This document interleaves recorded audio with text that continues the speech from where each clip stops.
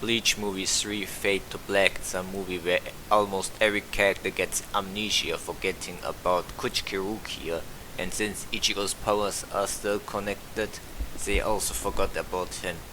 Thankfully, Ichigo himself and Kon, a plush lion, remember her thanks to a letter and go to Soul Society to save her. Due to a crisis happening in the world of the Shinigami that leads to a lot of misunderstandings, with allies considering Ichigo as an enemy. Basically, the movie is about stopping the real bad guys, which are two siblings, and rescue Rukia, while also helping everyone to regain their memories. Simple concept with a simple premise, which sounds great. Rukia and Ichigo's relationship are one of the best things about Bleach, and having allies being enemies now gives an opportunity to see some fights we didn't see in the Soul Society arc. So that is pretty much the appeal of the movie. And before its release, it was advertised who will Ichigo encounter and fight. Sadly, that is also the weakness of Fade to Black, and what many prior Bleach movies suffered: too many characters. Of the main characters that Kubo considers main characters, which he likes to push but not really, only Ichigo and Rukia are involved, so no Sato, no Ishida, no Inoue.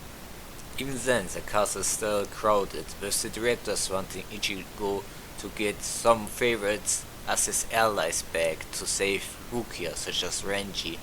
But considering the movie has a runtime of about 90 minutes, nothing really stays long enough to leave an impact. There are a bunch of powers used, a bunch of Bankais released. Sayonara gets endangered by something big, like in the previous movies. It is really such a mess.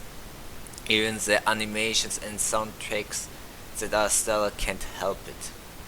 Honestly, fanservice itself is a mixed bag, since whenever a captain releases a Bankai and Kenpachi removes his eye patch, we get a generic slaughter you have probably seen for the third time if you watch all these movies in order. Even down to the disrespect put on Soifon, having her make an amateur mistake so someone can save her. The enemies have the ability to cut memories, bonds, and a weird teleportation technique which might not be really teleportation. It is weird and confusing.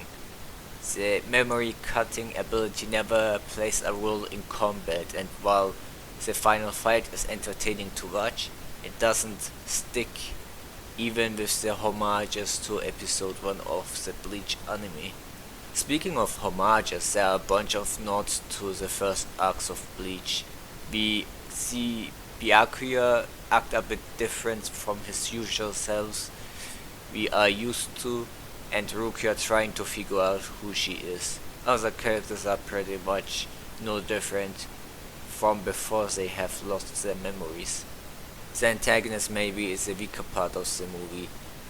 They are siblings that have a tragic past and have a personal connection to Rukia, but they aren't very likable, especially the elder sister, who is the only one calling the shots while the brother does what she says.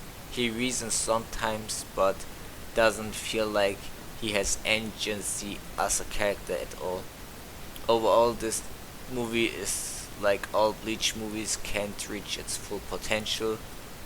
It can't really decide if it wants to tell a compelling story or put a bunch of fan service to fill the runtime of the movie, which could have been used to flesh out the brother a little more and give him some agency.